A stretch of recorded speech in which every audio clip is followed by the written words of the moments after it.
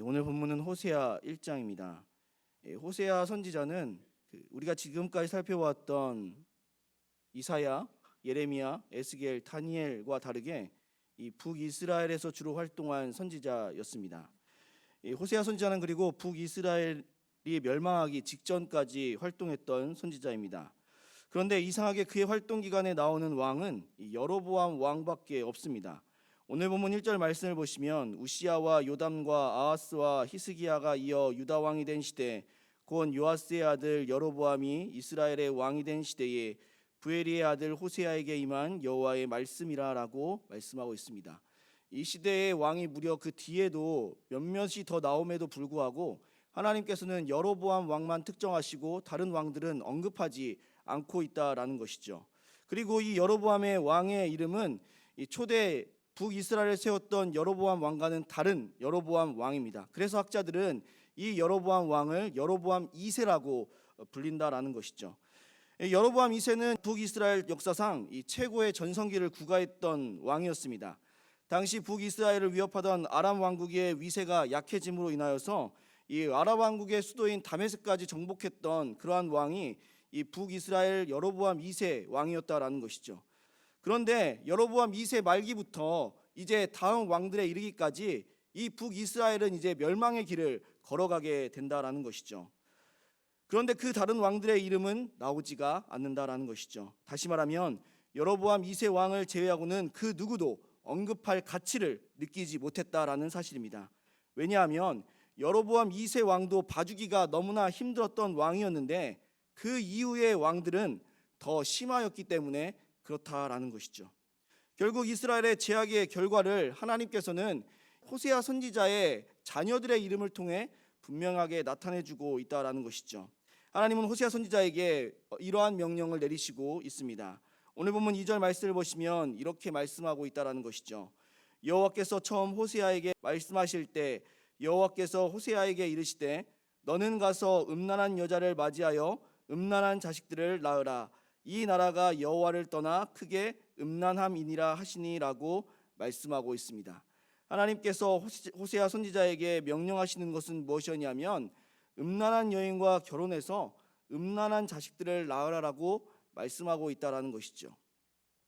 고멜과 결혼한 후에 낳은 아이들의 이름을 통해서 발견할 수 있는 것이 바로 하나님께서 북이스라엘에게 이와 같이 하시겠다라는 심판의 메시지를 선포하고 계시다라는 것이죠. 호세아가 고멜과 결혼하여 낳은 첫째 아이의 이름을 오늘 보면 4절에 무엇이라고 말씀하고 있냐 하면 그 이름을 이스르엘이라고 지으라라고 말씀하고 있습니다. 이스르엘 골짜기는 예후가 아합과 이세벨의 모든 후손들을 죽인 장소입니다.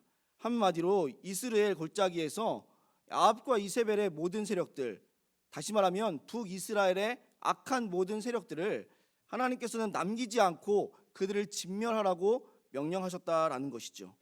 한마디로 이스라엘은 아무것도 남지 않는 절망과 멸망을 상징하는 장소였습니다. 그런데 이제 하나님께서 호세아에게 첫째 아이의 이름을 지으라고 말씀하시면서 이 아이의 이름을 이스라엘이라고 지으라고 하신 이유는 무엇이었냐면 이제 북이스라엘이 이 이스라엘 골짜기와 같이 될 것이다라는 것을 분명하게 말씀하고 있다라는 것이죠. 북이스라엘에게 절망과 멸망을 주시겠다라고 선언하고 계시다라는 것이죠.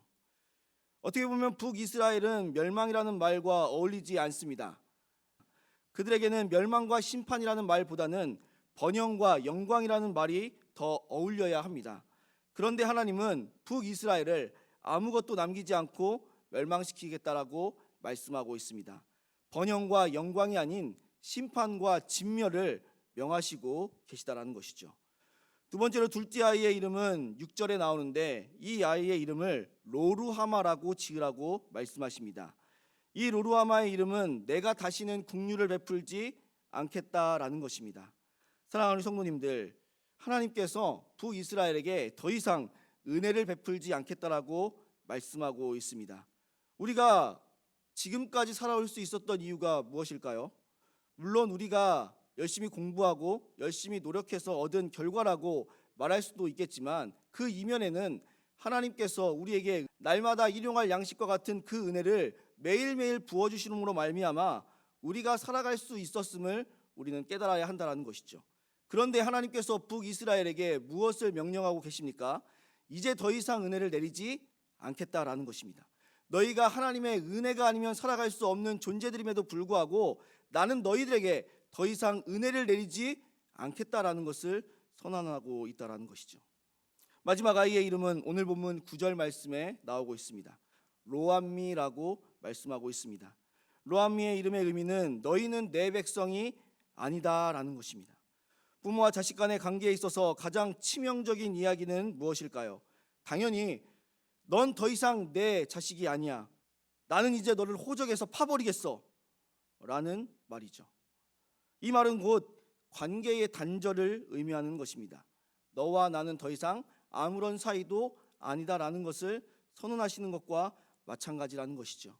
지금 하나님께서 북이스라엘에게 선언하고 계시는 말씀도 마찬가지라는 것이죠. 이제 너희는 더 이상 내 백성이 아니다라는 것입니다. 그러면서 분명히 무엇을 말씀하고 있습니까? 9절 하반절에 말씀해 보시면 하나님께서 이 관계의 단절을 더 분명하게 말씀하고 있다라는 것이죠. 9절 하반절 말씀 보시면 나는 너희 하나님이 되지 아니할 것임이니라 라고 말씀하고 있다라는 것이죠. 하나님께서는 이제 북이스라엘 백성들에게 더 이상 나는 너희의 하나님이 아니고 너희는 나의 백성이 아니다라는 것을 선언하고 있다라는 것입니다. 무엇이 문제였을까요? 무엇이 영광과 번영을 누려야 하는 민족을, 무엇이 하나님의 은혜를 누리며 살아가야 할 민족을, 무엇이 하나님과 관계를 맺으며 살아가야 하는 이 백성들을 이와 같은 결과로 만들어 버렸을까요? 오늘 본문 2절 하반절 말씀을 보시면 북이스라엘이 하나님을 떠났기 때문이라고 분명하게 말씀하고 있습니다. 하나님을 떠났다는 것은 무엇을 의미하는 것일까요? 사랑하는 성도님들, 제의 히브리어 원어적 의미는 표적에서 벗어나는 것입니다. 표적을 맞추지 못했다라는 것입니다. 우리는 하나님의 뜻에 합당한 삶을 살아감을 통해 표적을 맞추는 명중하는 삶을 살아야 합니다. 그런데 우리가 그런 삶을 살지 못했다라는 것이죠. 우리는 자꾸 하나님의 뜻으로부터 벗어나려고 합니다. 우리는 자꾸 하나님의 뜻을 맞추지 못합니다. 이것이 바로 죄라고 규정하고 있다라는 것이죠. 결국 북이스라엘 백성들이 이와 같은 결과를 초래한 이유는 하나님을 떠남으로 인하여서 죄를 지었기 때문에 그랬다라는 것이죠. 하나님의 은혜가 더 이상 임하지 않음도, 하나님과의 관계가 끊어지게 된 것도, 하나님의 영광과 번영을 누리지 못한 것도 모두가 죄를 지음으로 하나님으로부터 멀어졌기 때문임을 알아야 한다라는 것이죠. 사랑하는 성도님들, 오늘 본문에 주는 교훈은 한 가지입니다. 죄는 우리와 하나님과의 관계를 단절시킨다라는 것이죠. 죄는 우리에게 더 이상 하나님의 은혜가 임하지 못하게 만듭니다. 죄는 우리를 멸망과 파멸로 이끕니다. 그렇기에 우리가 해야 하는 것은 죄를 멀리하고 죄를 짓지 않으므로 하나님을 떠나지 않고 하나님과 함께해야 한다는 것입니다. 오늘 하루도 매일매일 하나님을 떠나지 않고 죄를 짓지 않으므로 하나님과 함께 하나님의 은혜를 누리며 번영과 영광을 누릴 수 있는, 하나님과의 관계를 계속해서 유지해 나가실 수 있는 우리 모든 성도님들의 삶이 되시기를 주님의 이름으로 소원합니다.